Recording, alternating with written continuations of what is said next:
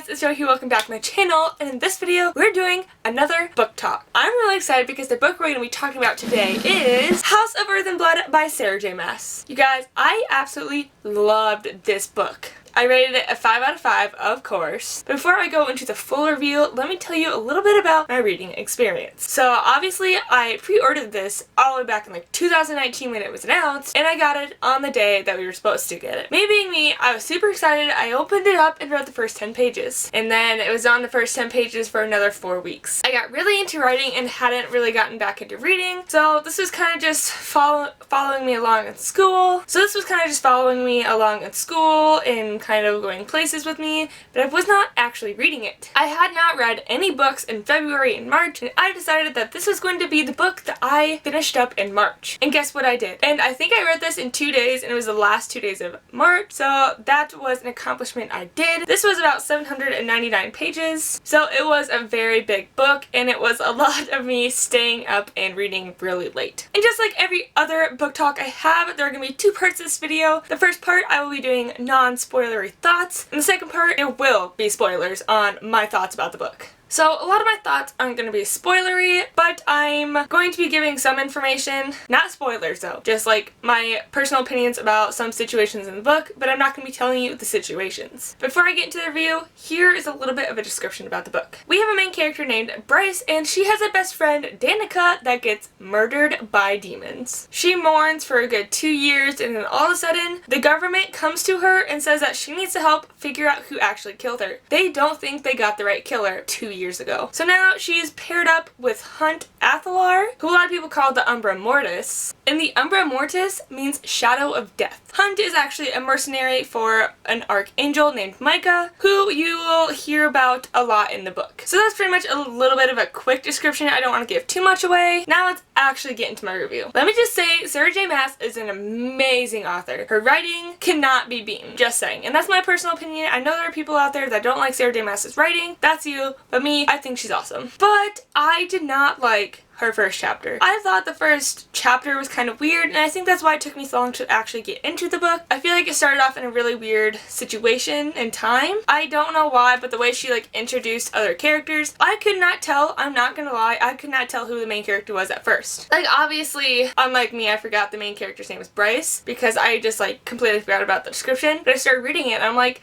is the main character Bryce or Danica? Just from the first chapter alone. So I wasn't really a big fan of the first chapter, but I was obviously a big fan of the rest of the book. This book had taken me through so many roller coasters. It was insane. So if you're planning to read this, be ready for being really happy, being really sad, angry. There are a lot of emotions that come into this book, and you will gasp through most of them, like I did. I was literally sitting there and I was like, oh, what happened? That actually happens a lot in this book, so don't be too worried about trying to stay calm, because no matter what you try to do, there will be shock factors in this book. And I will tell you guys, I cried a couple of times. It wasn't till like the last couple of chapters that I was repeatedly crying, and it took me till the last couple of chapters to cry, because throughout the main book it was mostly action, and then the end of the book happened. Obviously I'm not going to be telling you anything about the end of the book because I told you this is the non-spoilery part. So yeah, I'm just telling you that this gets really emotional, so have some tissues nearby because you're gonna need them. And I would just like to say that because of this book, I now own every single one of her books. And I call that an accomplishment because she has a lot of them. She has the whole Throne of Glass series,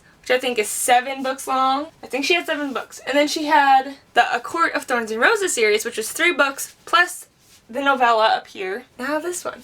So I literally have all of her books, which makes me really excited. Actually, I think the Throne of Glass series has 8 with the prequel to it, the Assassin's Blade, which I actually have not read that book yet. That's the only one I have not read, so I need to get going on that book. But anyway, yeah, so I now own all of Sarah J. Maas's books. And this book makes me super excited because I'm finally on a train that's happening at the same time. Like, I joined the Throne of Glass series after everything was published. I mean, I started reading Throne of Glass before Kingdom of Ash came out, but still, I was multiple books behind schedule. And when I was reading The Court of Thorns and Roses, there had only been 2 books, but like I said, the first and second book were already published, and then the third book came out, and then I moved, so I was only halfway through the third book when I moved. So I actually had to wait 2 months before I finished the third book, which, by the way, is A Court of Wings and Ruin, which is kind of a mouth twister for people like me. I don't have like speech impediment or anything, but sometimes my mind thinks faster than my mouth, and so I stutter a lot, if you guys have not noticed. But yeah,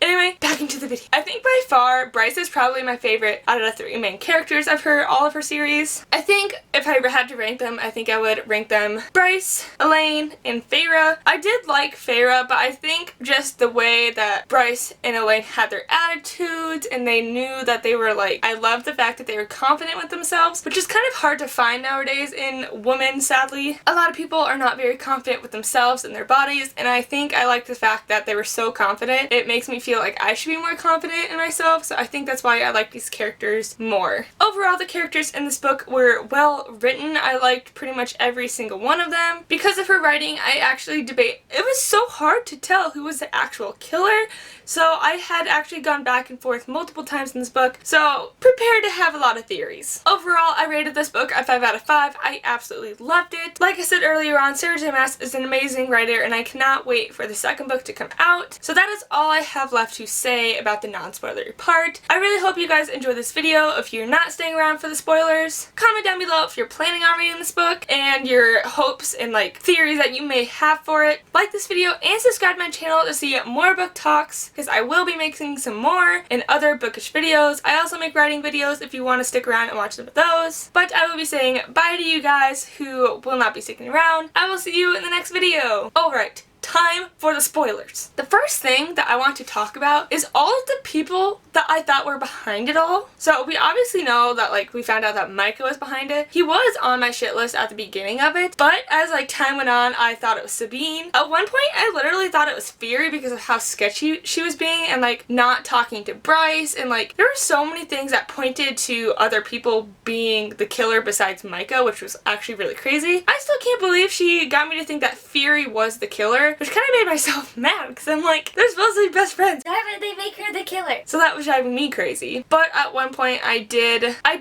get narrowed down that Fury wasn't the killer with the whole dock scene when Fury like kind of came and got Bryce away from like Hunt. Also, I was very excited about that scene because I'm like, hell yeah, Fury's back. She's being a best friend again. I loved it. I totally loved their whole like friend group. They were all very powerful women and they still loved each other. So I loved their friend group. Absolutely loved it. That's why I think I was so excited that Fury even came back. So I was hoping she was going to get involved in the book a little bit earlier than that. But you know what? The ending, like the last third of the book, she was there and I was really excited about like her part in it. So that made me like super excited.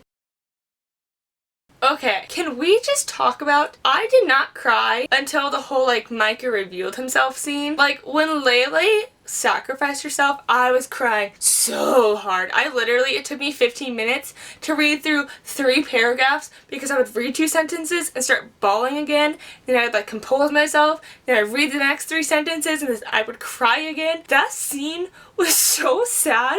It took me forever to just stop crying and read it. Actually, at one point, I think I was still bawling through it and reading it. I was hoping that she would be able to get out of there, but oh my gosh, her sacrifice literally made me cry so hard. You guys have no idea. I was getting a little teary-eyed when like, I think his name was Syrinx, had gotten thrown into the tank, and I'm like, oh my god, he's gonna be eaten, but it's a freaking water monster. I'm so mad. It was very dramatic because obviously Bryce had hopped into the tank to grab the Chimera, and I was like, oh. Very, very dramatic scene. I had no idea how it was going to turn out. I honestly thought that Syrinx was already dead by the time Bryce had gotten into the tank. So I was really glad that Syrinx had been able to escape with Bryce. I wasn't happy about Lele dying, but it's fine. Fine. It's okay, I was not fine, but I'm just gonna say it's fine. Yeah, so I cried a total of 3 times in this book, and I just told you guys the biggest time I cried. Actually, I think I only cried twice. I only counted the last part as crying 3 times because I would cry for like 10 minutes, and then I stopped crying, and I read out, and then I kept crying in the same like situation. So technically, I only cried twice in this book, but that crying time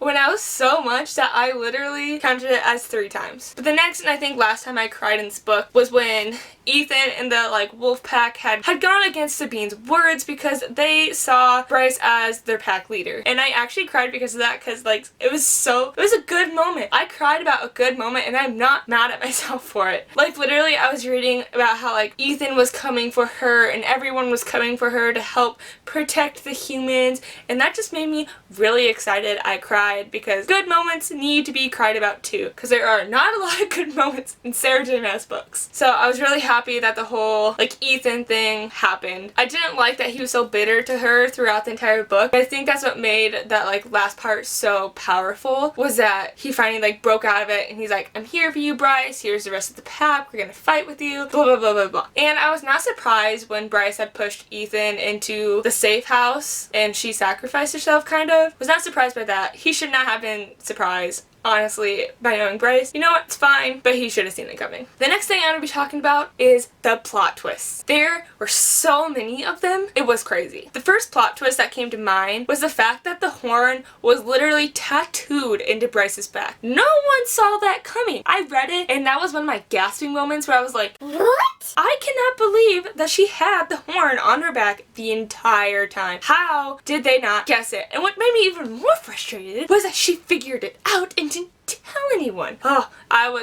that moment had me heated when Micah was like, the horn's on your back, I'm gonna use you as a gate. Yeah, sorry if you die, but I'm gonna use you. That part was so frustrating because I didn't know what to do. It was really exciting to know that like Danica thought so far ahead that she literally put it into her back. That was insane. The next part that I want to talk about is the fact that Micah had given Danica the drug to kill herself in the pack.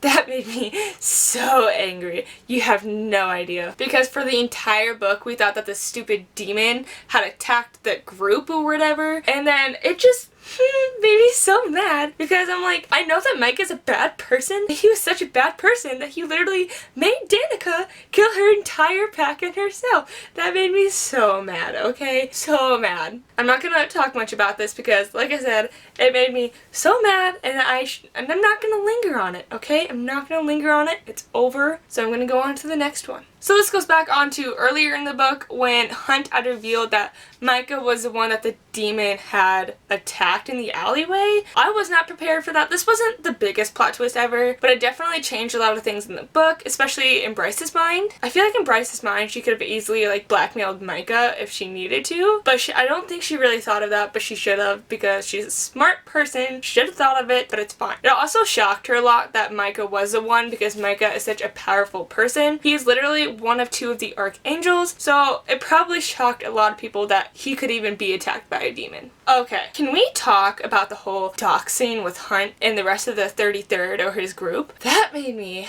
so very angry. Like I said earlier, I was really glad Fury was there to pick up Bryce and like take her away, but that scene I was not ready for, okay? I was ready for it to be like people that we didn't know or people that were like characters that weren't in the scene as much, but no, it was Hunt and his group, and that had driven me crazy. But you know what drove me even crazier? That Bryce had almost immediately forgiven him the day afterwards. Like, are you serious? You're willing to sacrifice yourself after that whole situation? That made me very angry. She was ready to give herself over to... Oh yeah, and I want to mention that I really like Jessica's character. She wasn't in my notes, but I just saw her name. I did like her character. She was a little bitchy towards Bryce, but I think that she actually cared about Bryce in the end, so I liked her character a lot. Sandrio. I did not like her. She was a bitch. The whole situation with Bryce, like, sacrificing herself to Sandrio so Hunt could go free. Like, I was so mad about that situation because literally the night before, Hunt had, like, betrayed her, and it's just like, Bryce, what were you thinking?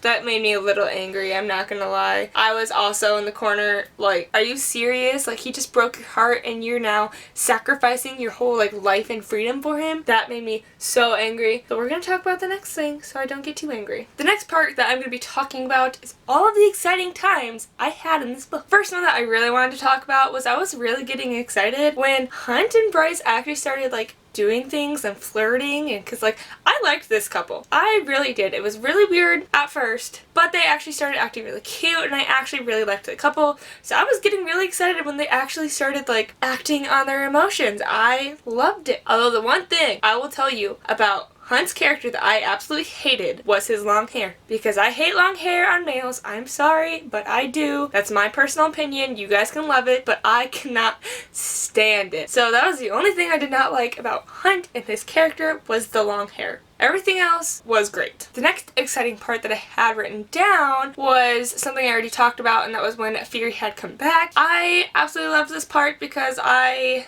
liked the fact that Fury was best friends with them and that she came back to support Bryce and obviously her girlfriend, which I did not see coming. That was something I did not see coming. But yeah, I was really excited that she came back for Bryce. That really showed me that she actually did love Bryce and that she came back to support her and protect her. So I really loved that part. The next really exciting part was kind of small. It was when Bryce had revealed her powers. Like, that was absolutely crazy and it made me really excited and I was not expecting it, but it was insane. Because when she revealed it, it wasn't just like a little, like, it wasn't not a small situation. It was a situation that was a life or death situation. So it was really crazy and I was not expecting it. So that was crazy. Another really exciting moment was when Jessica had actually showed emotion for Bryce. Throughout the book, I was like, oh, she just thinks that she's her clerk or whatever and she doesn't really care. But during the whole like action scene, Jessica was showing a lot of emotion towards Bryce. Okay, she wasn't not showing a lot of emotion. She was like a stone during that part. But afterwards, she called Bryce and asked if she was okay. Or like, I think that was after the whole Micah situation. So she called her, asked if she was okay. So that was the whole thing. Which made me like actually like Jessica more because it's like she actually cares about Bryce. And you know what? Maybe Bryce will actually stay there. Probably not. So in the second book, Bryce will most likely get a different job, but probably okay, my prediction for the next book, I feel like she's gonna get, actually I don't know, it could go either way. She could get a new job or she could stay there. It could honestly go either way. My next and last exciting moment was the drop. Okay, that was crazy. She was the first person to ever do the drop alone, and the whole like Danica coming to talk to her was crazy. I did not think that was going to be able to happen, and no one else thought that was going to be able to happen. The whole like drop situation was crazy. I don't think anyone was going to predict that she was going to make it out alive. Even her father said she's not going to make it. It's never happened. She's going to end up dying. I mean, I feel like she kind of was already dying, but then Hunt kind of brought her back to life, so that was crazy. So the drop was absolutely insane. So my final thoughts on this book were kind of shocked. Normally Sarah J Maas books don't end with good endings, but this book actually had a really good ending for the characters and the storyline. There was a plot twist at the end, obviously, with Jessica talking to the demon, and that's definitely going to come to the next book, obviously, is the whole like demon and Jessica thing. I actually am really excited about that whole situation. I thought the whole demon part in this book, like, I've even seen memes about this. It's not Adidas, it's like Adidas, maybe? I don't know how to say it. I'll put it up here so you guys know what I'm talking about. The demon was actually really nice to Bryce, and I'm almost wondering if they have a connection of somehow, and I want to know what that is, so that better be in the second book, otherwise I'm gonna flip my shit. The rest of the ending was really good. Hunt was released from his slavery. Him and Bryce are living together. It's all good, which is really weird, because like I said, Sarah J Maas books do not end good most of the time. At least the first ones. Alright you guys, those were, I think, all of my thoughts on this book. Comment down below specifically what your thoughts were, but if it's going to be spoilery, try to put spoiler in front of it so other readers don't get spoiled. I'm excited to read those comments. But like this video and subscribe to my channel to see more videos like this. I will be doing more book talks, so I will see you guys next time. Bye guys!